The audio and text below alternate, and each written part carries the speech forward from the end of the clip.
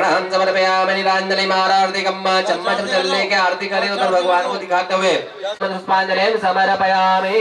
छोड़ दीजिए प्रदक्षिणायाम स्वर्भरे चरण शरण के भाग है कुमार मन प्रिय कंतरे विरह व्यथित हो दीन दुखी हो रे मेरी इस दयनीय दशा पाहि पाहि दातार हरे।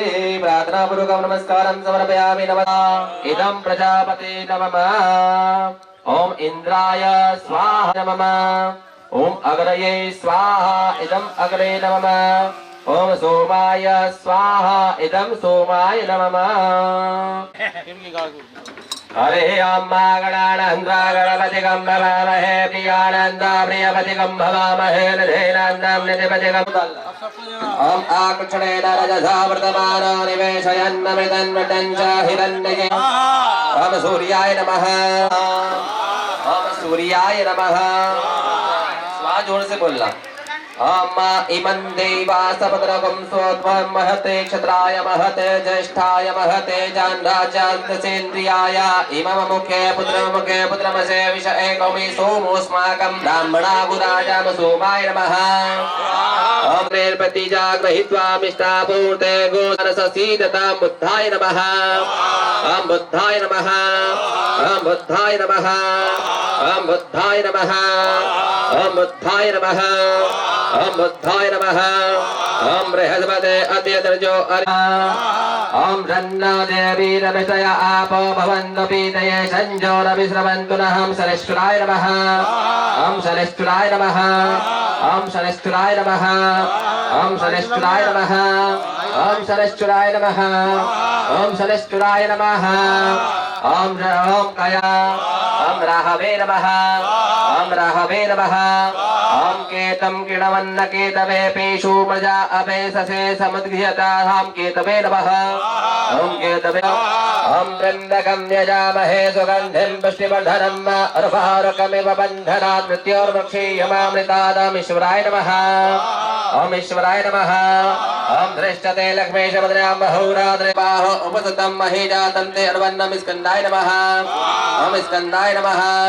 ओम विष्णोरराडवशे विष्णोः द्रप्ते स्तव विष्णोः स्योरशे विष्णो ध्रुवोऽसि विष्णोमध्यं विष्णवे नमः। ओम विष्णवे नमः।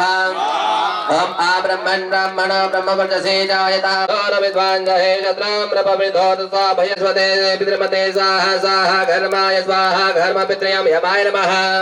ओम यमाय नमः। ओम कालकीरसि समुद्रचाख्या उन्नयामि समापो अधिरग्मत समोगधिभ्यो नमः। ओम अदभ्यो नमः। ओम योना ओम मृत्युभ्ये नमः।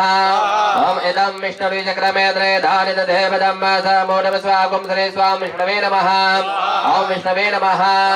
ओम इंद्र आसाम नेता कं मैखानां भूर्भुवः स्वः महालक्ष्मी नमः। ओम महालक्ष्मी नमः। ओम भावकानः सरस्वती वाजे बिर्वाजने यतिम्बक्याष्टुतं भूर्भुवः। ओम काकतुण्डिकाय नमः। ओम अष्टग्रीवाय नमः। ओम हयग्रीवाय नमः। ओम बाढ़ाये नमः नमः। ओम शिवारावाये नमः। ओम मयूर्ये नमः। ओम विकटाननाय नमः। ओम कपौतिकाय नमः। ओम पाशहस्ताय नमः। ओम दंडहस्ताय नमः। ओम श्रीशुभ्रे नमः। ओम पापहन्त्रे नमः। ओम काल्ये नमः। ओम रुधिरपायिन्ये नमः। ओम प्रसादयाय नमः। ओम गर्भक्षाय नमः। ओम शवोमिक शरणोदशे नमः। ओम तापिन्ये नमः। ओम शोषणे दृष्टये नमः। ओम कोटर्ये नमः। ओम स्थूलनासिकाय नमः। ओम विद्युत्प्रभाय नमः। ओम अट्टहासाय नमः नमः। ओम मृगलोचनाय नमः। ओम योगे योगे। नेत्रों से जल लगा के आप खड़े हो सकते हो। आप नीचे स्वाहा नारायणाय नमः स्वाहा माधवाय नमः स्वाहा गोविंदाय नमो हस्तं प्रक्षाल्य। विश्वानरं क्षेत्रजित्याय देवाः क्षेत्रपालाय नमः। ओम अजराय नमः। ओम व्यापकाय नमः। ओम इंद्रचूराय नमः। ओम इंद्रमूर्तये वरुणाय नमः। ओम बटुकाय नमः। ओम विभुक्ताय नमः। ओम लिप्तकायाय नमः। ओम एकनिष्ठाय नमः। ओम ऐरावताय नमः। ओम ओष कृष्णाय नमः नमः। ओम शुक्लतुंडाय नमः। ओम सूधालापाय नमः। ओम बरबरकाय नमः। ओम पवनाय नमः। ओम पावनाय नमः। छोड़ दीजिए। तत्सत्ब्रह्मार्पणमस्तु। आसन के नीचे जल छोड़े, नेत्रों से लगाएं। आप आसन में जल छोड़ो, आप भी भैया, और नेत्रों को लगाओ। वहाँ से हाथ धो लो। असविष्ठाः सतत जोनिमतशिवं ब्रह्मणे नमः। ओम सोमाय नमः। ओम ईशानाय नमः। ओम इंद्र। ओम आग्नेय नमः। ओम यमाय नमः। ओम नैऋत्ये नमः। ओम वरुणाय नमः। ओम वायवे नमः। ओम अष्टवसुभ्यो नमः। ओम एकादशभ्यो नमः। ओम द्वादशादिभ्यो नमः। ओम अश्विनाभ्यां नमः। ओम ऋषभेभ्यः देवेभ्यो नमः। ओम सप्तको भद्रमलदेवताः होमेन प्रियन्तां न मम। छोड़ दीजिए। तत्सत्ब्रह्मार्पणमस्तु। श्रवण निमित्तः श्री विष्णु सहस्रनाम होमेन कर्म करिष्ये। छोड़ दीजिए। आहुति प्रदान करें। स्मरण मात्रेण जन्म संसार बंधनात् विमुच्यते। नमस्तस्मै विष्णवे प्रभविष्णवे नमः। समस्त भूतानामादि भूताय वेशन्पाय उवाच। श्रुत्वा धर्मानशीलं युधिष्ठिर उवाच। किमेव देवलोके गीवाप्यं प्राणयः स्वन्तः कर्मचन्तः प्रापुर्यनमाशुभम्। को धर्मः सर्वधर्माणां भवतः परमो मतः। किं जपमुच्यते जन्तुर संसारबन्धनात्। देवधनं लोकनाथम् अद्भुतं सुरभूतो भुवद्भुवम्। एवमे सर्वधर्माणां धर्मोऽधितमोमतः। यज्ञा पुण्यराक्षसस्तवेन चेन्नरः सदा परायणाम् पवित्राणां पवित्रं यो मंगलां च मंगलं देवतं देवतानां च भूतानां योग्यः पिता। यतः सर्वाणि भूतानि मन्यौतस्नाकुप्तामा पवित्रं मंगलं परम्। ईशानः प्राणदः प्राणो ज्येष्ठः श्रेष्ठः प्रजापति हिरण्यगर्भः भूगर्भो माधवो मधुसूदनः। अजं सर्वेषां सिद्धः सिद्धिः सर्वादिरिक्तः वसाकीय परमात्मा सर्वयोगिन्विनिस्तः। स्ववसुर्वसुमना सत्यः समात्मा संहिता समा अमोघ पुण्डरीका सहस्रमूर्धा विश्वात्मा सहस्राक्षर सहस्रपाद प्रसन्नात्मा विश्वधिक विश्वभुवयोः सत्कर्मा संस्कृतः साधु जन नारायण नरः। सुभुजो दुर्धरो वाग्मी महेन्द्र वसुधो वसुः नेकरूप बहुरूपः शिपिष्विष्टः प्रकाशनः। सहस्रजिताञ्जिता इष्टविशिष्ट शिष्येष्ठ शिखण्डेन सोव्रता क्रोधः सोद क्रोधकर्ता विश्वबाहुर्महिधरः। अच्युत प्रजिता प्राणः प्राणदो वासु चन्द्रो धौर्यो वरदो वायुवाहन वासुदेव ब्रह्मदार भारती दिवपुरन्दरः। परमस्तुष्ट पुष्ट सुभेक्षणः रामो विरामो विरजो मार्गो नयो नयोजनः। वीरः शक्तिमतां श्रेष्ठो धर्म विस्तार विस्तारुणास्तु कमानं विजयम् अटोनतो महाकोशो महाभोगो महाधनः। तागते सर्वदर्शी मुक्तात्मा सर्वेज्ञो ज्ञानमत्तमम्। सुव्रत सुमुखः सूक्ष्म सुघोष सुखदा श्रुता मनोहरो जितक्रोधो विद्यमत्य त्रिपतिश्च तदा नक्षो महासिंहकृतान्विता। महावराहो गोविन्दः सुसेन कनकानदेः गुह्यो कपिलो गहनो गतो सुन्दन्वा खण्डापरदृष्टुनो द्रविणपदः दिविश्वासुरकश व्यासो आस्तपति योनिजः। सीतामा सामगा साम निर्वाण वेगचम्बिकां सन्न्यासकिचं शन्तो अनावर्ति निवृत्तात्मा संदक्षाक्षमगतिः श्रीवत्सवक्षः श्रीवासः श्रीपतिः श्रीमदाम्बरः। श्रीधरः श्रीकरः श्रेयः श्रीमालको श्रेयात्रयः स्वक्षस्वङ्गस्वानन्दो नन्दी च दुगुणेश्वरः। विजयात्मा विधियात्मा सतकीर्तिश्च संशयः। उदृष्टागमा नित्यशवश्य विष्णुरविनन्तरो धनञ्जयः। ब्रह्मण्य ब्रह्मकृत ब्रह्म ब्रह्म ब्रह्मविद् वेदना ब्रह्मविद् ब्राह्मण ब्राह्म्य ब्रह्मज्ञ ब्राह्मणप्रियः। महाकर्म महाकर्म महातेज महारगाक महाकर्तो यज्ञोत्सव महाकयो महावीः। स्तव्यः स्तव देवाय ॐ ह्रीं नमः भगवते वासुदेवाय ॐ ह्रीं नमः भगवते ॐ ह्रीं नमः भगवते वासुदेवाय ॐ ह्रीं नमः भगवते वासुदेवाय ॐ ह्रीं नमः भगवते वासुदेवाय ॐ ह्रीं नमः भगवते वासुदेवाय भगवते वासुदेवाय ॐ ह्रीं नमः भगवते वासुदेवाय ॐ ह्रीं नमः भगवते वासुदेवाय ॐ ह्रीं नमः भगवते वासुदेवाय ॐ ह्रीं नमः भगवते वासुदेवाय ॐ ह्रीं नमः भगवते वासुदेवाय ॐ ह्रीं नमः भगवते वासुदेवाय ॐ ह्रीं नमः भगवते वासुदेवाय ॐ ह्रीं नमः भगवते वासुदेवाय ॐ ह्रीं नमः भगवते वासुदेवाय ॐ ह्रीं नमः भगवते वासुदेवाय ॐ ह्रीं नमः भगवते वासुदेवाय दुष्टमदां तामदमरे प्रपत्ति अतो वनस्पतिस्ता वृक्षोत बिल्वः तस्य फलानि प्रसंगः कीर्तिश्च मणिना सह प्रादरभूतो सुराष्ट्रयत्मिन् कीर्तिं रत्यन्तदा हे श्रीरामवशः महालक्ष्मी नमः कर्तमेन प्रजाभूता भय सम्भव कृतमा श्रीयवासे विपुले मातृणां हेममालिनीं सूर्यां हिरण्यं लक्ष्मीं जातवेदो मावह महालक्ष्मी नमः कामहु जातवेदा लक्ष्मी ब्रह्मकामनें यस्यां हिरण्यं प्रबुद्धं।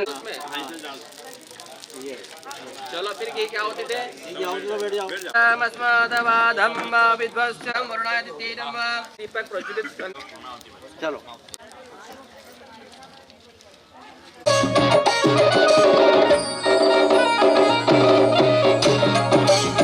जगत में आरती पापियों को पाप से है तारती। श्री भागवत भगवान की है आरती पापियों को पाप से है तारती। श्री भागवत भगवान की जगाने वाला हरि नाम यही हरि नाम यही हरि नाम यही हरि नाम यही जग के मंगल से। ये शांति गीत पावन पुनीत पापों को मिटाने वाला हरि दर्शन कराने पावन पुनीत पापों को मिटाने वाला हरि दर्शन कराने वाला। ये सुख कर सुधन की आरती पापियों को पाप से पापियों को पाप से बोल जग कंठ कौन सन्मार्ग दिखाने वाला बिगड़ी को बनाने वाला दुल्हन मधुर बोल जग कंठ की महिमा की आरती पापियों को पाप से तारती। श्री भागवत भगवान की आरती पापियों को भगवान की है आरती पापियों को पाप से तारती पापियों को पाप से तारती पापियों को पाप से तारती। नमो भगवते वासुदेवाय।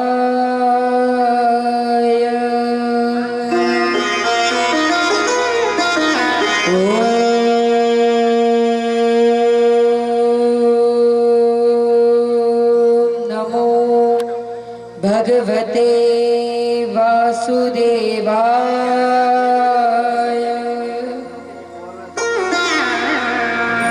वक्रतुंड महाकाय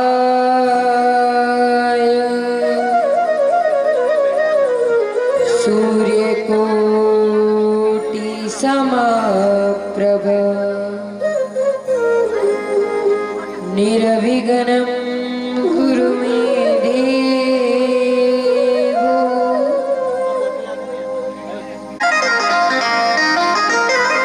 मंत्रमूलं गुरुर्वाक्यम्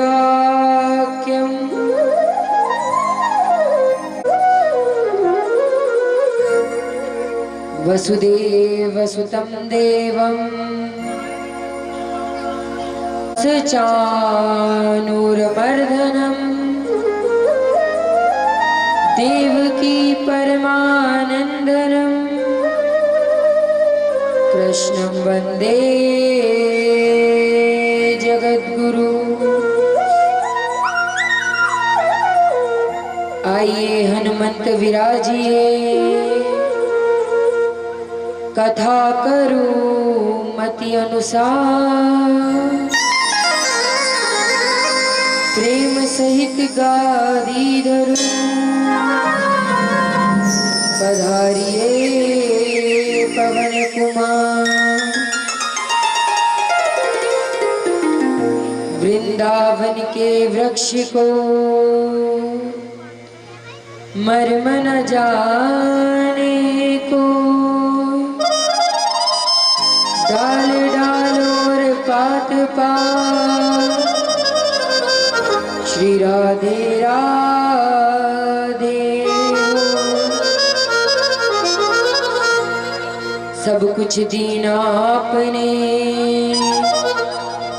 भेंट धरूं क्या नाम, नमस्कार की भेंट धरूं, जोड़ू में दोनों हाथ। हरे कृष्णा कृष्णा कृष्णा हरे हरे, हरे राम राम राम हरे हरे, राम राम हरे हरे, राम राम हरे हरे। अनंत कोटि ब्रह्मांड नायक सर्वेश्वर सर्वाधिपति कुंज निकुंजेश्वर राधा रमण बाधा चिताधार निर्विकार निधि अकारण करुणा वरुणा, भक्त चित चोर वित्त चोर दधी चोर माखन चोर सर्व सर्वा। मन को हमारे विचारों को परिवर्तित करती है, हमारे विचारों को शुद्ध और स्वच्छ बनाती है ना। नहीं तो बाद में पता चले मेरे जाने के बाद कि भैया कथा में तो बड़ी नींद आई रही थी, हमने तो कथा सुनी ही नहीं। जब भजन आता, जब जीवन का कल्याण करो और हमारे बीच पधार कर हमें आशीर्वाद प्रदान करो, तो सभी मिलकर भगवान का कीर्तन करेंगे, तत्पश्चात हम कथा में प्रवेश करेंगे। बोली बांके बिहारी लाल की, राधे रानी सरकार की जय जय।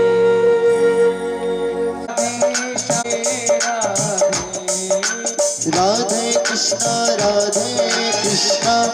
कृष्ण राधे राधे श्याम श्याम श्याम राधे राधे राधे कृष्ण कृष्ण कृष्ण राधे राधे राधे कृष्ण कृष्ण राधे राधे कृष्ण कृष्ण कृष्ण राधे राधे राधे श्याम श्याम श्याम राधे कृष्ण कृष्ण कृष्ण राधे राधे राधे श्याम राधे श्याम श्याम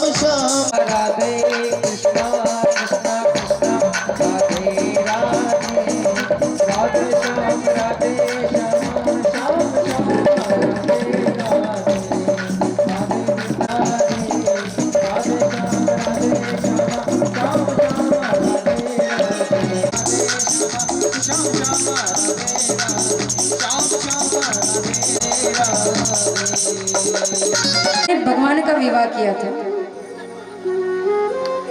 हमने विवाह किया था किसके साथ, नाम याद है कि नहीं?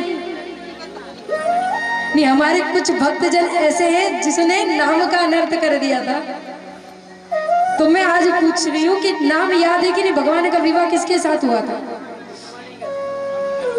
इधर से बताइए। फिर भगवान का विवाह किया था रुक्मणी जी के साथ, और हमें नाम याद रह गया शूर्पणखा जी का।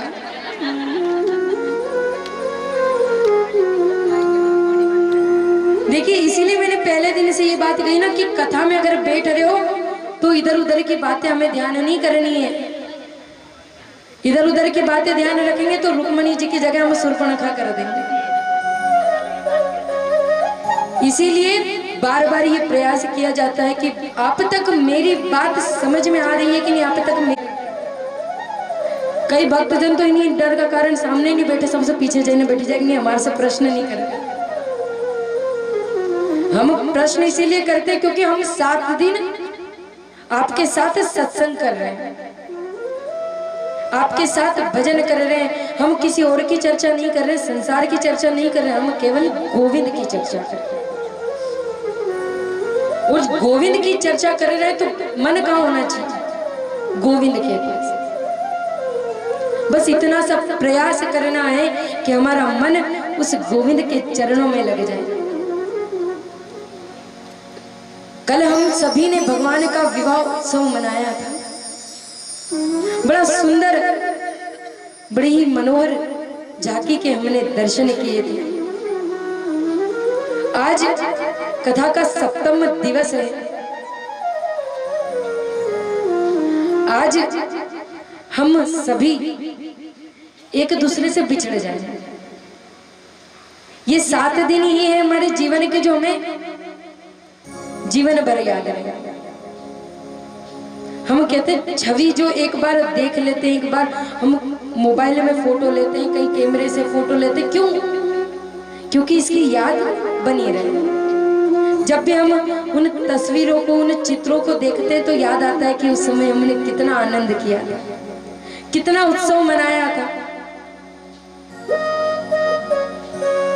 यही हमारे मन के भाव है। श्री कृष्ण ने इतने राक्षस, इतने दैत्यों का उद्धार किया, भगवान ने पूतना का उद्धार किया था। ये पूतना कौन थी पता है आपको? ये पूतना कौन थी पता है? ये पूतना राजा बलि, उनकी पुत्री थी। अच्छा, राजा बलि की कहानी तो सुनिए ना, कि नहीं सुनी? सुनिए, याद है? तो उन्हीं की पुत्री है। जब भगवान वामन रूप में गए थे, छोटे से रूप में, जब बलि के द्वार पर गए थे, उस समय बलि की पुत्री वहीं पर बैठी हुई थी। जब बलि की पुत्री ने, रत्नावली ने, जब वामन भगवान को देखा तो उसके मन में विचार आया कि कितना सुंदर बालक है, अरे कितना सुंदर बालक है, कहीं ये मेरा पुत्र होता तो मैं इसे दुग्ध पान कराती। ये उसके मन में विचार आया। और जब बलि से भगवान ने सर्वस्त्र छीन लिया और उसे बंदी बनाकर रख लिया, तब उस रत्नावली के मन में आया कि कैसा निष्ठुर बालक है, कैसा दुष्ट बालक है, मेरे पिताजी के साथ इतना अन्याय करता। अगर ये मेरा पुत्र होता तो मैं इसे विष देकर मार देती। आज वही पूतना बनकर आई और भगवान ने उसके दोनों मनोरथ को पूर्ण किया। सर्वप्रथम विष का पान किया और फिर दुग्ध का पान किया और उसे माता की गति प्रदान कर दी। इतने करुणावान, इतने दयावान है मेरे गोविंद। तो आप विचार कीजिए कि अगर आप उसके लिए इतना समय निकालकर यहाँ पर बैठे हैं, उसका नाम ले रहे हैं, उसका कीर्तन कर रहे हैं, तो वो आपका कल्याण नहीं करेगा? आप ही विचार कीजिए, आप ही जवाब दीजिए, आप ही उत्तर दीजिए कि अगर आप यहाँ पर बैठे हैं, भगवान के भजनों को, भगवान के कीर्तनों को, भगवान की कथा को सुन रहे हैं, तो उसका फल आपको वो गोविंद, वो परमात्मा देगा कि नहीं?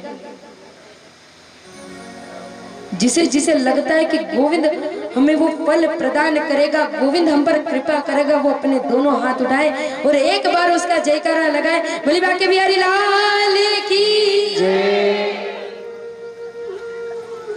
ये हमारे मन के भाव हैं जो गोविंद के चरणों में लग गए हैं। आज मैं सच बता रही हूँ, सत्य बात, यहाँ से झूठ नहीं बोलूं। आज मुझे ऐसा लग रहा है कि मैंने यहाँ जो 7वां दिवस महायज्ञ में जो अपना भाग दिया है वो आज सफल हो गया है।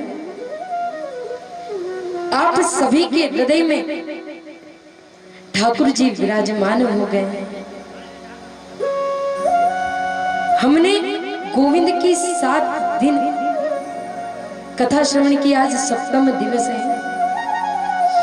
हम अपने जीवन को धन्य बनाने यहाँ बैठे थे और आज हमने अपने जीवन को धन्य बना लिया है, क्योंकि गोविंद के मंगलमय चरित्र, पावनमय चरित्र जो सुखदेव जी महाराज राजा परीक्षित को सुना रहे हैं। हम कथा प्रथम दिवस से श्रवण कर रहे हैं। जितने भी यहाँ पर बैठे हैं मैंने सभी के चेहरे देखे हैं और मुझे पता है कि प्रथम दिवस से कथा श्रवण कर रहे हैं। तो एक बात बताओ, सबसे पहले श्रीमद् भागवत कथा में कथा किसने सुनाई? क्योंकि श्रीमद् भागवत कथा में सब पुराणों का संगम है, इसीलिए इसे महापुराण कहा जाता है। इसीलिए इसे महापुराण कहा जाता है। और प्रथम दिवस से ही हम श्रवण कर रहे हैं कि इस जगह ये कथा सुना रहे हैं, उस जगह वो कथा सुना रहे हैं। तो आप में से कौन बताएगा कि सबसे पहले कथा कौन सुनाया?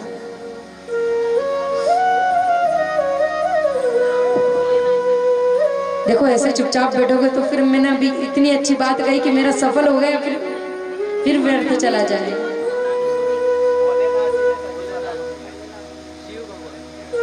भोलेनाथ जी ने सती माता को सुनाई। सर्वप्रथम श्रीमद् भागवत कथा सूत जी महाराज ने सनकादिक ऋषियों को सुनाई नैमिषारण्य क्षेत्र में। वहीं से कथा का प्रारंभ हुआ। सूत जी महाराज सनकादिक ऋषियों के पास आए थे और आगे चलकर नारद जी महाराज सनकादिक ऋषियों से कथा सुनी और उन्हीं के द्वारा जो हमारे ज्ञान वैराग्य मूर्छा अवस्था को प्राप्त थे वो जागृत हुए। श्रीमद् भागवत में हर पल हर क्षण केवल कथा श्रवण कराई जा रही। वो इसलिए क्योंकि हम संसारिक प्राणी हैं, कलयुगी प्राणी हैं। हम यहाँ कथा तो बड़ी एकाग्रचित होकर सुनते हैं, कथा को जानते हैं और विचार भी करते हैं कि हाँ ये बात अच्छी, ये बात मैं याद रखूंगा। करते हैं ना विचार? अच्छा, विचार करते हो कि नहीं करते हो ये तो बता दो। इतने भक्तजन बैठे हैं, मन में ये विचार तो होता होगा ना कि आज व्यास जी ने बड़ी सुंदर बात कही है, इस बात को मैं याद रखूंगा। नहीं करता, मतलब यही सुनकर यही छोड़कर फिर घर चले जाते हैं। हम कथा यही सुनते हैं, कथा को यही छोड़कर फिर घर चले जाते हैं। ये सत्य बात है, ये झूठी बात नहीं है महाराज। क्योंकि हम घर पर जाते हैं तो हम अपने कार्य में व्यस्त हो जाते हैं, फिर कौन कृष्ण जी, कौन राम जी, न कौन व्यास जी, क्या पता। अभी हम यहाँ से चले जाएंगे, थोड़े दिन हमारी चर्चा होगी, 1 2 दिन 3 दिन 4 दिन, ज्यादा से ज्यादा हम हफ्ता भर मान ले कि भैया हमारी चर्चा होगी कि व्यास जी आए थे, बड़ी सुंदर कथा कही। फिर हफ्ते भर बाद पूछो कि कौन व्यास जी? हाँ आए तो थे, याद नहीं है। ये विस्मृति है जो भुला देते हैं, याद नहीं। तो जितने दिन हम साथ में हैं, जितने दिन हम हैं, उतने दिन तो हम भगवान का भजन करें, उतने दिन तो हम भगवान का कीर्तन करें। और वो सेठों का सेठ है, वो सेठों का सेठ है, और अगर उससे कुछ मांगोगे तो वो तुरंत आपको दे देगा। उसे सावरिया सेठ कहते हैं और वो हमारी पल में झोली भर देता है। ऐसा उसका भाव है। और अगर हमारा भाव ऐसा हो गया, हमारा प्रेम सच्चा हो गया, तो वो सावरिया सेठ हमारे घर चलकर आ जाता है, वो हमारे पास आ जाता है।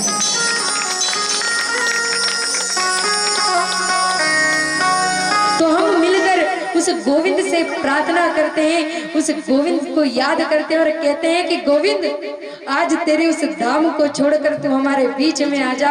ओ सावरा सेठ तू जल्दी आ जा। तो अगर आप लोग करोगे, आप लोग प्रार्थना करोगे, आप लोग बुलाओगे तो हम उनसे प्रार्थना करेंगे, वरना हम कथा को आगे बढ़ाएंगे। आज आप लोगों की मर्जी क्या है? आज आप लोगों की मर्जी के अनुसार कथा करें, जो आप लोगों की इच्छा होगी आज वही बात होगी। क्योंकि 6 दिन तो आपने मेरी इतनी सुन ली कि भैया मेरा उद्धार हो गया, तो आज मैं आपकी सुन लेती हूँ। तो बुलाओगे कि नहीं बुलाओगे? अब ऐसे बैठे बैठे हाथ बांध के बुलाओगे तो थोड़ी आएगा। दोनों हाथ ऊपर उठाकर, और जब तक भजन हो ये विचार मत करना कि हाथ दुख रहे हैं, बार बार बोलना ना पड़े कि हाथ उठाओ और भगवान का भजन करो, भगवान की ताली बजाओ, ये आप ही को करना है। तो अपने दोनों हाथ उठाकर भगवान एक से तालियों की सेवा करते हुए भगवान से प्रार्थना करते हैं कि भगवान आप दौड़े दौड़े हमारे बीच चले आओ, आप दौड़े दौड़े हमारे पास चले आओ। बोले बाके बिहारी लाल की, द्वारिका नाथ की। तो प्रेम से और भाव से गोविंद का कीर्तन करते हैं, गोविंद का भजन करते हैं और उनके भजनों का आनंद लेते हैं। सावरियों के सेठ तुम्हारी राधा जी से ठानी है, सावरियों है से हमारी राधा जी से ठानी है, सेठ हमारी राधा जी से ठानी।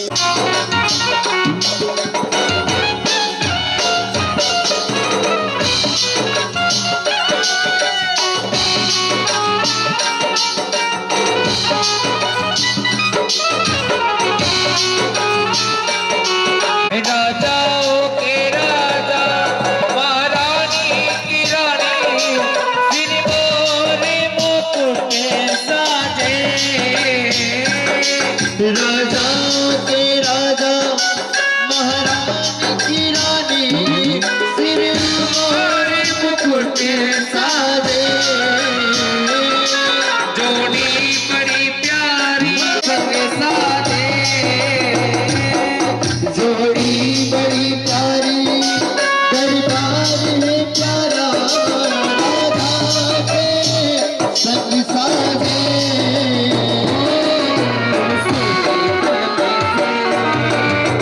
सोने पल में से, सोने पल में से ठानी है, सोने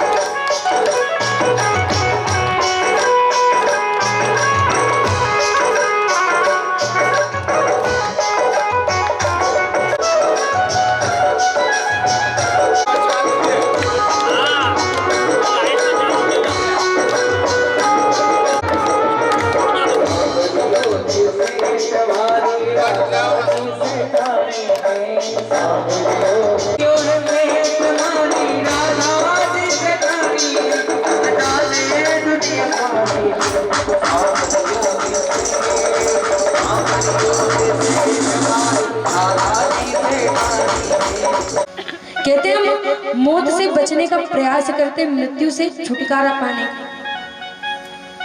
और इसके अनेक प्रमाण हैं कि ये मृत्यु लोक है, यहाँ कोई बच नहीं सकता। महाराज कंस ने कितने प्रयत्न किए थे अपने आप को बचाने के लिए, क्यों नहीं किए? तो जा देना से भैया हमें पता चले ना कि आज से महीने भर 2 महीने बाद जब भी हमारी मृत्यु हो, तो वह दिन की चिंता हम अपने दिमाग में, अपने विचारों में इस प्रकार भर लेते हैं, इस प्रकार डाल लेते हैं महाराज कि फिर जो समय डॉक्टर ने दिया था उससे कम समय में ही चले जाए। सही है कि गलत है? चिंता को क्या कहा गया? डाकनी कहा गया चिंता को। चिंता ऐसी डाकनी की काट कलेजा, और चिंतन करो परमात्मा का तो चिंता काहे को आए। अगर उस परमात्मा को, उस गोविंद का चिंतन करोगे तो आपके पास चिंता नहीं आएगी। केवल जरा सा फर्क है चिंता और चिंतन में। अगर मन में ये बात ठान ली, मन में मान लिया कि हम इस संसार रूपी सागर से तर जाएंगे, हम इस संसार रूपी सागर से चले जाएंगे, केवल ये जीवन मिला है, मान लो आज का दिन ही मिला है, हम भगवान का इतना भजन कर ले, इतना याद कर ले, इतना उनको मना ले कि वो हमारे पास आ जाए। आज सम्रासुर मृत्यु से बचने का प्रयास कर रहा है, पर कहते हैं मृत्यु हमारी छोटी बहन है, हमारे पीछे पीछे चलती जाती है। जब वो मछली गई, मछुआरों ने सम्रासुर महाराज के यहाँ भेजी, तब उनके वहां विद्यावती नाम की एक रसोईया थी जो भोजन बनाती थी। जब उसने मछली को बीच से काटा तो उससे एक सुंदर सा बालक दिखाई दिया, जिसे लेकर वो अपने पास आ गया। आज उसे नारद जी द्वारा पता चला कि ये उसके स्वामी है, कामदेव है, जिसे भगवान शंकर के तीसरे नेत्र से भस्म कर दिया गया था। आज वही यहाँ पर आए हैं तुम्हें लेने के लिए और इस सम्रासुर नामक दैत्य का उद्धार करने के लिए।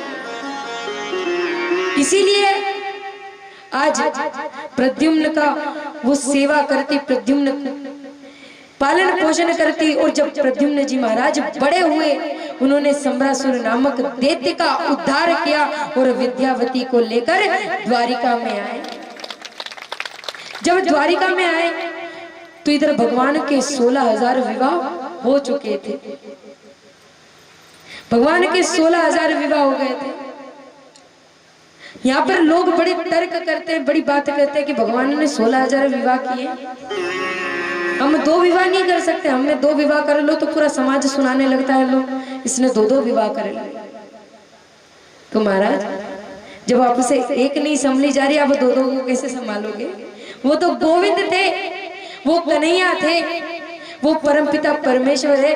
उसने अपने रूप में इतना तेज है, उनके रूप में इतना भाव है कि वो संसार के स्वामी है, वो पूरे जगत के स्वामी है। अरे महाराज जब हम घर में जाते हैं तो एक उसको संभालने में पूरी जीवन भर की बातें याद आ जाती है। कई लोगों से अभी भी पूछो, कई लोगों से बात करो तो यही कहते हैं भैया ये कौन से नक्षत्र में शादी की थी, कौन से नक्षत्र में विवाह किया था। या एक ही नहीं संभली जा रही, पता नहीं लोग कैसे 2-2 संभालते हैं।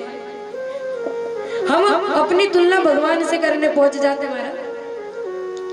मैंने उस दिन भी यही बात कही थी कि लोग कहते हैं, कुछ लोग कहते हैं गांजा भांग पीकर कहते हैं भोलेनाथ भी पीते थे, भोलेनाथ भी भांग का गोला खाते थे, भोलेनाथ भी गांजा फूकते थे। तो महाराज सीधा सा उत्तर है, भोले बाबा ने तो विष भी पान किया है। भोले बाबा के तो अनेक नाम हुए, नीलकंठ पड़ गया। अगर आपको भोलेनाथ जैसी ख्याति चाहिए, भोलेनाथ के विचार ही आपने अपनाने हैं तो विष का भी पान करो। हम ये विचार करते कि भगवान ने जो जीवन में किया वही हम करें।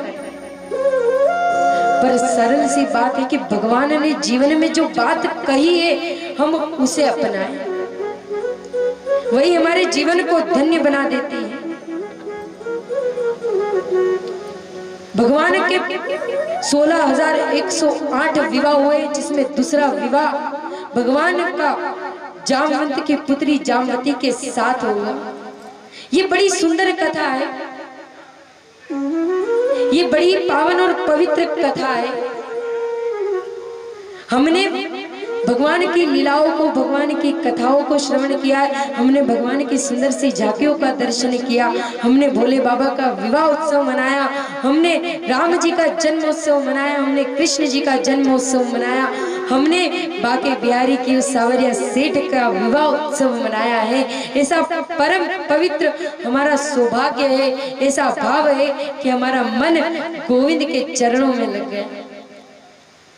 आज भगवान का दूसरा विवाह जामवती के साथ हुआ, जो भालू की पुत्री है। जैसे ये बात सुखदेव जी महाराज ने राजा परीक्षित से कही तो परीक्षित पूछने लगा ये कैसे संभव है, अरे भगवान का विवाह उनके साथ कैसे हो गया। तब सुखदेव जी महाराज बड़ी विस्तार से ये कथा सुनाते हैं। इस कथा को श्रवण मात्र से हमारा जीवन धन्य हो जाता है। जब भगवान द्वारिका में थे, वहां एक और राजा आए थे, सत्राजित महाराज। सत्राजित महाराज के पास एक मणि थी। सत्राजित महाराज के पास एक मणि थी जो 8 बार सोना रोज देते। उसकी अगर 10 घंटे पूजा सेवा अर्चना कर दो तो वो रोज उतना सोना प्रदान करती थी। एक दिन सत्राजित महाराज ने मन में विचार किया कि महाराज मेरे पास इतनी सुंदर मणि है तो इसे पहनकर मैं वो द्वारिका के नाथ जो कन्हैया है उनके सभा में जाता हूँ। ऐसे ही हम कलयुगी संसारी प्राणी हैं। अगर हमारे पास कोई नई वस्तु आ जाती है तो हम उसे दिखाए बिना, जब तक हम अपने पड़ोसियों को ना दिखा दे, जब तक हम अपनी सखियों को ना दिखा दे, जब तक हम अपने मित्र को ना दिखा दे, जब तक हमारे मन में चैन नहीं मिलता। अगर माताएं कहीं से सोने की वस्तु लेकर आए, अगर सोने की अंगूठी भी लेकर आए तो पहले विचार करती पहले तो दिखाऊं। जब भी घर में कोई आता है तो वो तुरंत जाकर कहती है हाँ मैंने आज सोना खरीदा। ये हम दिखावे का काम करते हैं। हम कलयुगी प्राणी, संसारी प्राणी, हमें दिखावा अत्यधिक पसंद है और जिस चीज में दिखावा नहीं वो चीज हमें चाहिए। पर मेरे गोविंद कहते हैं कि उन्हें दिखावा पसंद नहीं। अगर सच्चे भाव से और सच्चे हृदय से पुष्प अर्पण करोगे तो मुझे स्वीकार है, और मन में अगर प्रेम नहीं है, सच्चा भाव नहीं है तो तुम्हारे हजारों की माला भी मुझे स्वीकार नहीं है।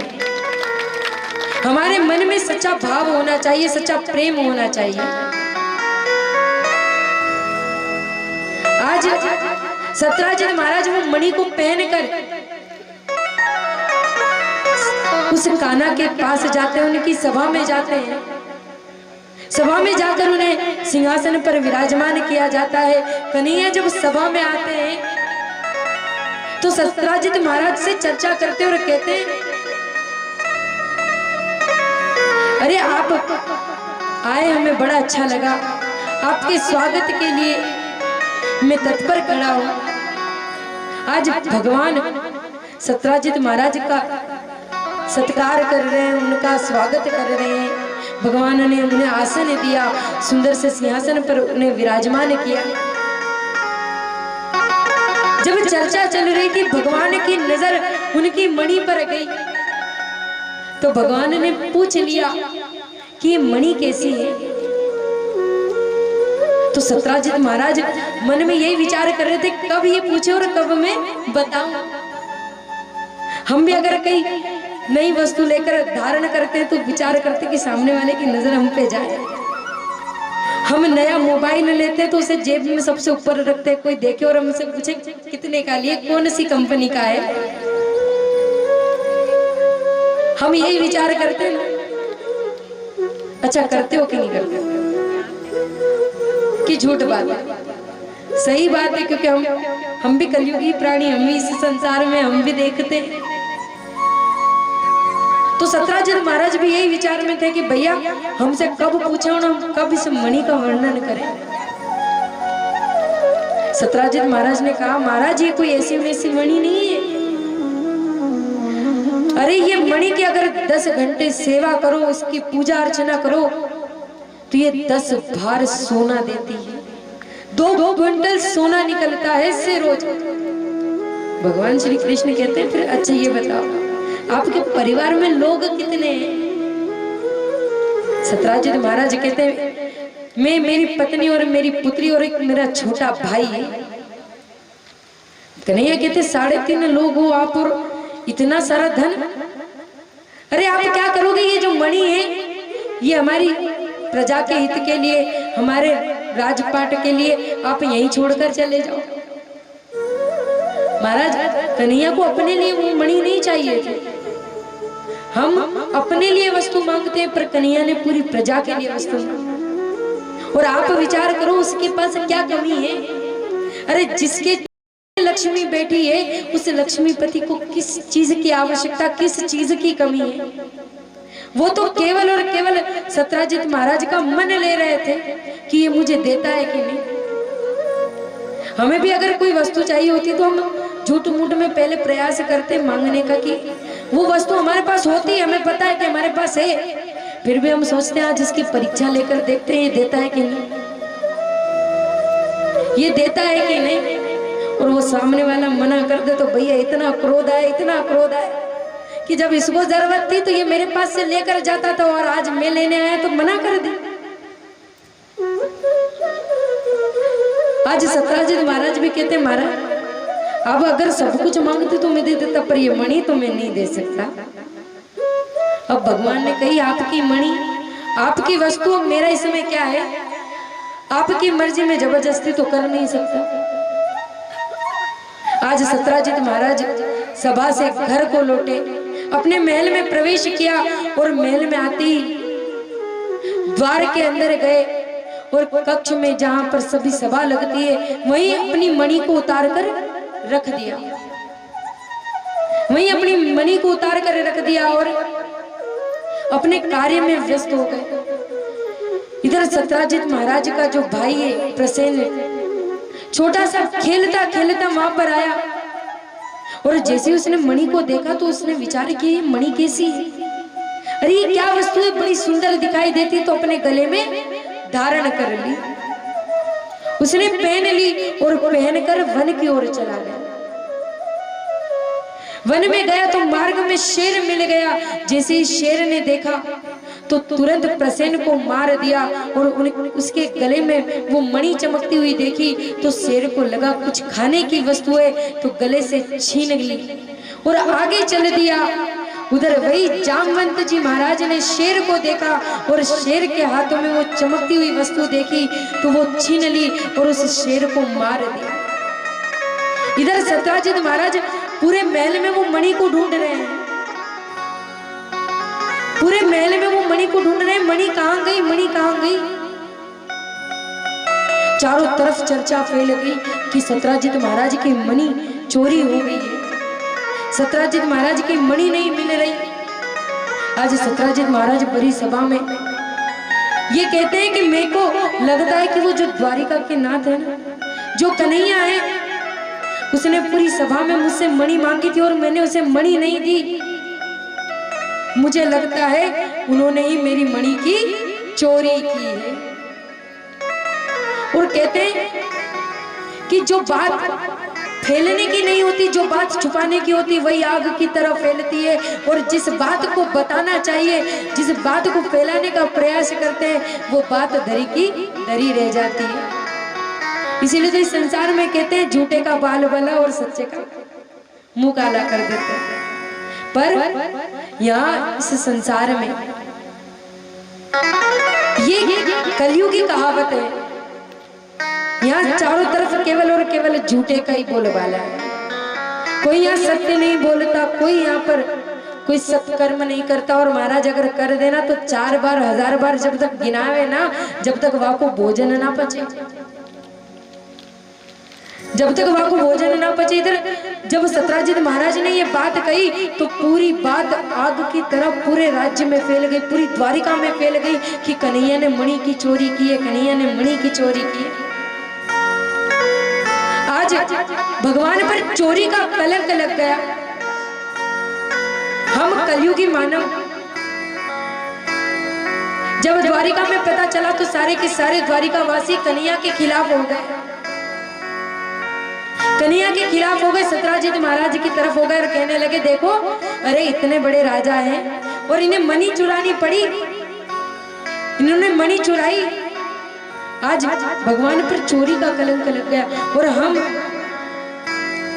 कहते हैं ना, जिसका पलड़ा भारी हम उसी की तरफ हो जाते, जो ज्यादा ताकतवर है हम उसी की तरफ। कमजोर व्यक्ति की कोई नहीं सुनता। आजकल पता चल रहा आपस में दो लड़ रहे हैं, देख लिया कि इसका पलड़ा भारी, इसकी तरफ ज्यादा लोग हैं तो हम भी उसी की जय जयकार करते हैं, जय हो जय हो। आज सारे द्वारिका वासी ने देखा कि भैया सत्राजित महाराज का पलड़ा भारी है, तो सारे के सारे द्वारिका वासी कन्हैया को चोर कहने लगे। जैसे ये बात बलराम जी के कानों में पड़ी तो तुरंत दौड़कर कन्हैया के पास गए और जाकर कहने लगे, क्यों रे कन्हैया, आज तुझे मणि चुराने की क्या आवश्यकता पड़ गई? तूने मणि क्यों चुराई? इस बात से कन्हैया अनजान थे कि द्वारिका में ये बात फैल गई कि उन्होंने मणि चुराई है। आज कन्हैया कहते, मैंने तो कोई मणि चुराई नहीं, मैंने तो देखी ही नहीं, मैंने तो मणि को देखा भी नहीं।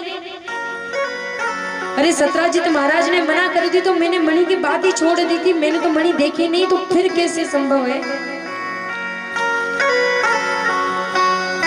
आज कन्हैया को बड़ा दुख हुआ, क्योंकि इस संसार में अगर काजल से भी कोई चीज काली है तो वो कलंक है। अगर एक बार हम पर कलंक लग जाए तो वो फिर छूटे नहीं छूटता है।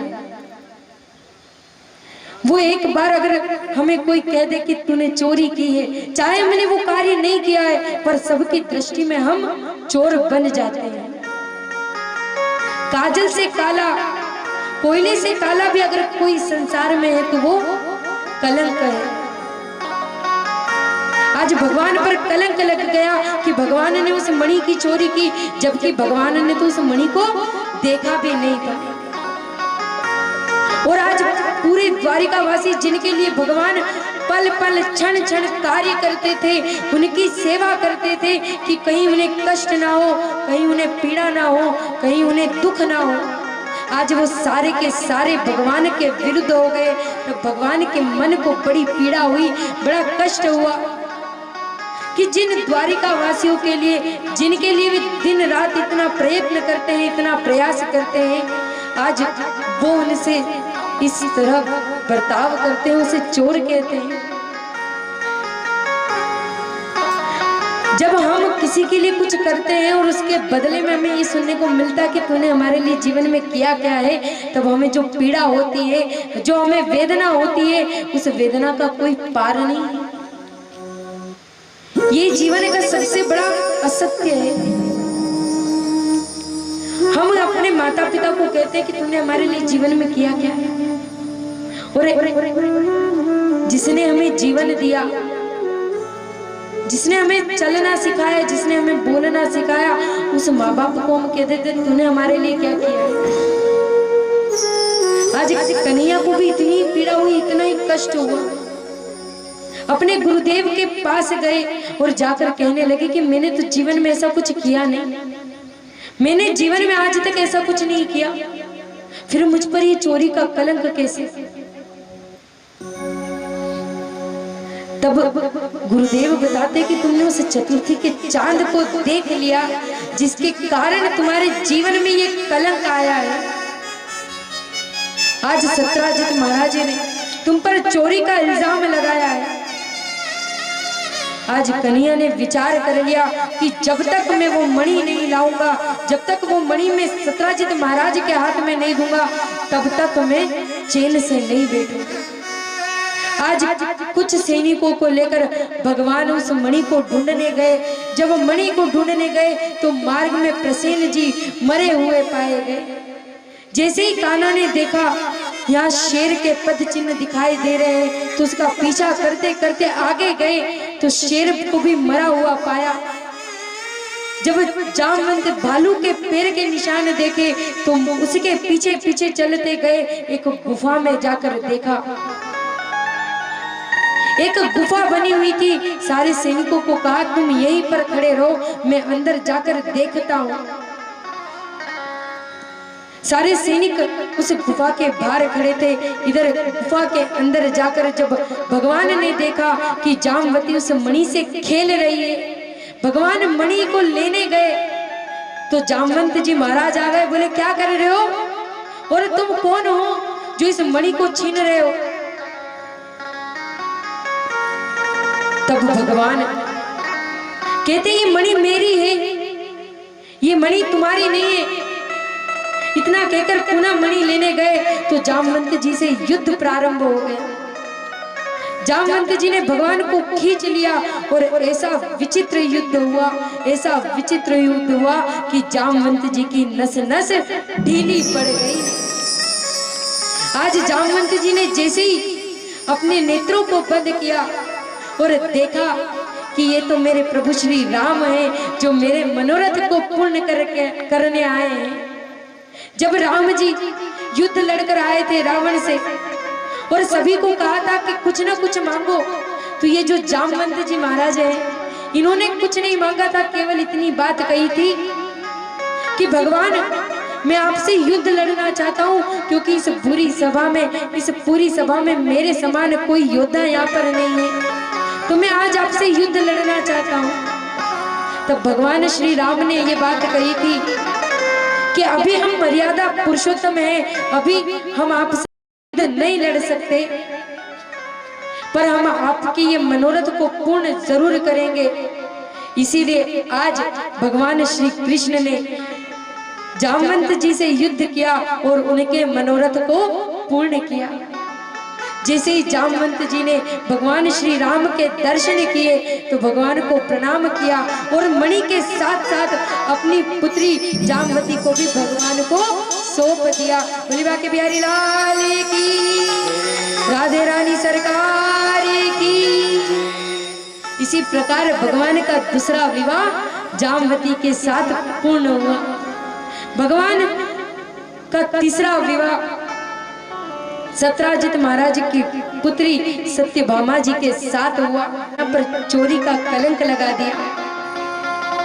आज जितने द्वारिका वासी थे सभी के सभी कन्हैया की तरफ आ गए और कहने लगे सत्राजित तू कितना दुष्ट है, तू कितना मूर्ख है, तूने हमारे कन्हैया को चोर कह दिया।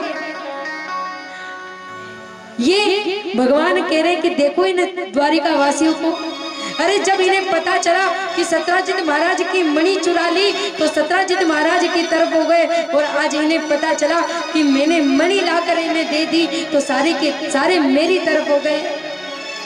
इसीलिए कहते हैं संसार एक झूठी माया है, संसार एक झूठी माया है, इसमें जैसे हम फंसे हुए हैं। जिस प्रकार हम कहते हैं ना ये परिवार मेरा, ये मेरा, ये मेरा, यहाँ कोई किसी का नहीं। यहाँ सब अपने मतलब के सुर नर मुनि सब की हरीति, स्वार्थ लाख करे सब प्रीति। ये मानवों का नहीं देवताओं का भी स्वभाव है। देवताओं को स्वर्ग का अमृत मिलने के बाद देवता किसी को कुछ समझते नहीं, पर जब श्रीमद् भागवत महापुराण का आयोजन हुआ, सुखदेव जी महाराज जब राजा परीक्षित को सुना रहे थे तब देवता अमृत का कलश लेकर आए थे और वो अपने हित के लिए नहीं लेकर आए थे, सौदागर बनकर आए थे और कहा था सुखदेव जी महाराज को कि सुखदेव जी महाराज ये जो स्वर्ग का अमृत है ये राजा परीक्षित को पिला दो और ये जो श्रीमद् भागवत अमृत है ये आप हमें पान करा दो। तब सुखदेव जी महाराज ने उनको अभक्त समझा था। ये देवता लोग जहां अपना हित होते हैं वहां पहुंच जाते हैं। आज सारे के सारे द्वारिकावासी भगवान की तरफ होकर सत्राजित महाराज को खरी खोटी सुनाने लगे। भगवान कहते देखो इन द्वारिका वासियों को, अरे जब मणि मेरी चुराने की बात आई तो सभी सत्राजित की तरफ हो गए, और जब आज मणि मैंने लौटा दी तो सारे के सारे मेरी तरफ हो गए। इसी बात की पीड़ा सत्राजित महाराज को हुई कि मैंने कन्हैया पर चोरी का इल्जाम लगाया, तो दूसरे ही दिन प्रातः काल अपनी पुत्री को सत्यभामा जी को लेकर आए और भगवान के सुपुर्द कर दिया और कहने लगे कि आप मेरी पुत्री को स्वीकार करो। इसी प्रकार भगवान का तीसरा विवाह सत्यभामा जी के साथ हुआ। बोली द्वारिका नाथ की। भगवान का चौथा विवाह कालिंदी के साथ हुआ, जो सूर्य की पुत्री है। भगवान का पांचवा विवाह मित्रविंदा के साथ हुआ, जो अरविंद और विंद की बहन है। भगवान का छठा विवाह नग्नजीति के साथ हुआ। भगवान का सातवां विवाह भद्रा के साथ हुआ और भगवान का आठवां विवाह लक्ष्मणा जी के साथ हुआ। इसी प्रकार भगवान के 8 विवाह पूर्ण हो गए। इधर भगवान अपने कक्ष में बैठे हुए थे, तभी उन्हें पता चला कि एक भूमासुर नामक दैत्य है, जिसने राजकन्याओं का अपहरण कर लिया है, अपना बंदी बना लिया है। तो नारद जी महाराज उनके पास आए और आकर कहने लगे कि जो दैत्य है वो बड़ी पीड़ा दे रहा है, बड़ा कष्ट दे रहा है। अरे सारे लोग उससे त्राही त्राही कर रहे हैं, आप चलकर उन सारी कन्याओं को छुड़ाइए। आज भगवान भौमासुर के यहाँ जाते हैं, जो भूमि से उत्पन्न हुआ है, जो अपने आप में अभिमान करता है। आज उसने जाकर अनेक जगह से जाकर राजाओं की कन्याओं का हरण किया और मन में विचार किया कि 16,100 कन्याएं हो जाएगी, तब इन सभी के साथ मैं एक साथ विवाह करूंगा। आज भगवान ने वहां पहुंचकर उस भौमासुर नामक दैत्य का उद्धार किया और जितनी राजकुमारियां थी उनके लिए विचार किया कि अगर इन्हें यहाँ छोड़ देंगी तो कुछ राजकुमारियां तो मृत्यु को प्राप्त हो जाएगी और कुछ गलत मार्ग को चली जाएगी। इनके लिए मैं कुछ करूं, इनके कल्याण के लिए मैं कुछ करूं। इसीलिए भगवान ने उन 16,100 कन्या से एक साथ विवाह किया। इसी प्रकार भगवान के 16,108 विवाह संपन्न हुए हैं। ये हमारे कन्हैया, ये हमारे गोविंद की कामना। जैसे हम हमारे मन को, हमारे भाव को गोविंद के चरणों में समर्पित करते हैं, जैसे हम अपने विचारों को गोविंद के चरणों में समर्पित करते हैं, जैसे ही भगवान के विवाह हुए, भगवान द्वारिका को आए, चारों तरफ भगवान का जय जयकार होने लगा, चारों तरफ से भगवान पर पुष्पों की वर्षा होने लगी। आज उस राक्षस का वध कर कर भगवान द्वारिका को लौटे थे। आज भगवान ने उस राक्षस का उद्धार किया। हम अपने भाव को इतना दृढ़ बना ले, इतना विश्वास कर ले उस कन्हैया पर, उस गोविंद पर, कि हमें संसार में किसी और से मांगने की आवश्यकता ना हो। मांगना है तो उस परम पिता परमेश्वर से मांगो। अगर वो देगा तो इस संसार की सारी वस्तुएं हमें दे देगा, और अगर हम इस संसार में किसी और से कुछ मांगेंगे तो वो हमें केवल और केवल ना के अलावा कुछ नहीं देगा।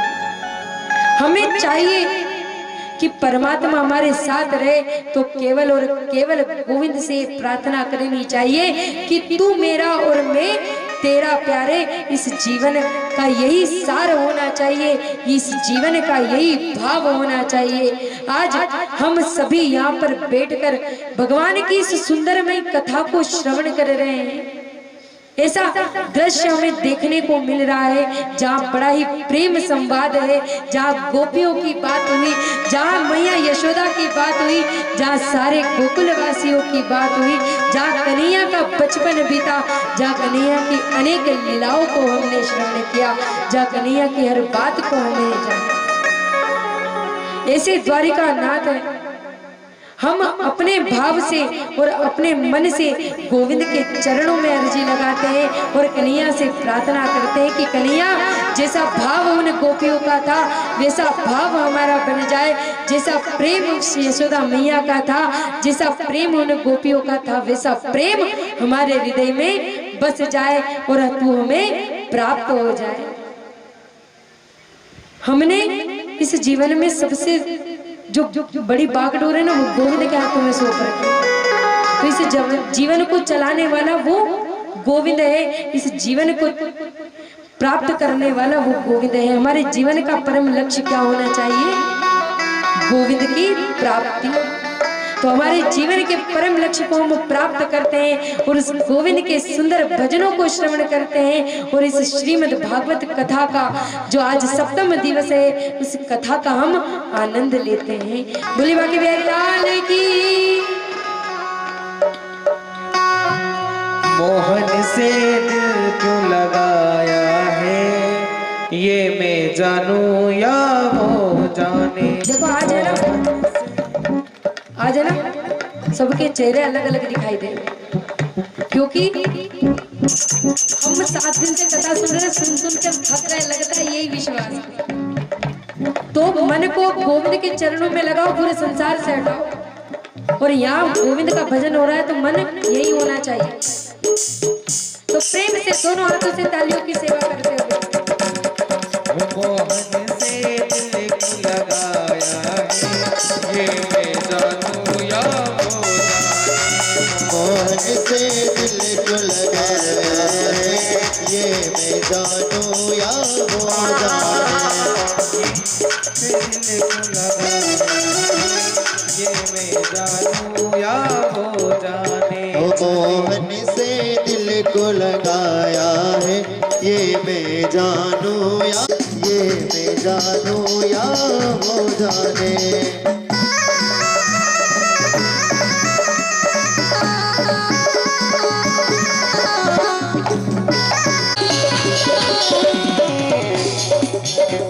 हर बात निराली है इसकी, हर बात में कटेड़ा। हर बात निराली है उस पर, वो तेरे पर दिल क्यों आया है ये मैं जानू या वो जाने। तेरे पर दिल क्यों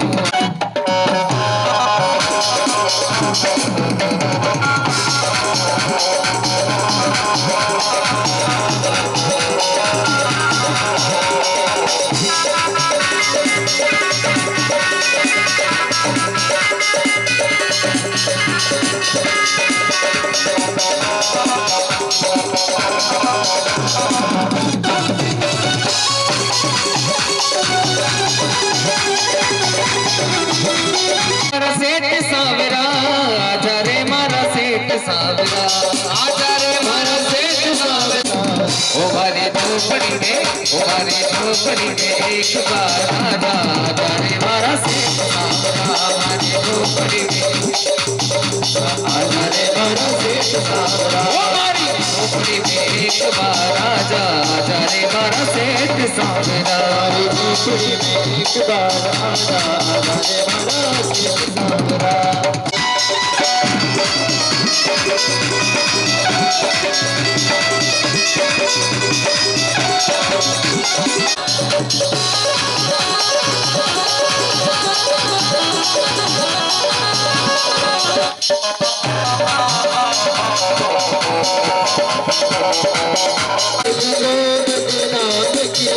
उतना दिल ने तुझे याद किया, उतना जग ने बदनाम किया, उतना जग ने बदनाम किया। बदनाम।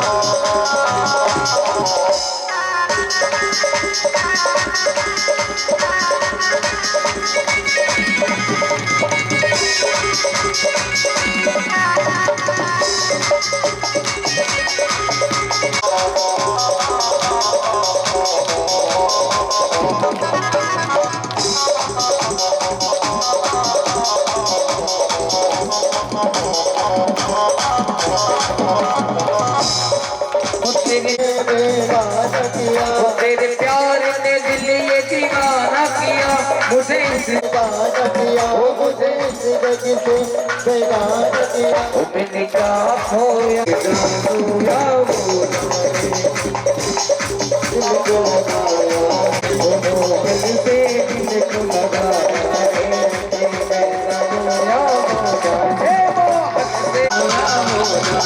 मोहन से दिल को लगाया चलिया से दिल को लगाया